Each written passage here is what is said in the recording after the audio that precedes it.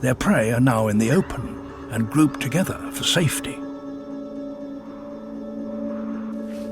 The wolves will need to work as a team if they're to make a kill. They circle the herd, trying to unsettle it and split it up.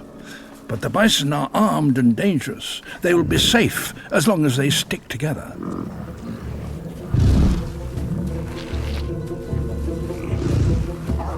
The wolves up their game, harrying the herd, a ploy to trigger a stampede and split away one of the smaller ones.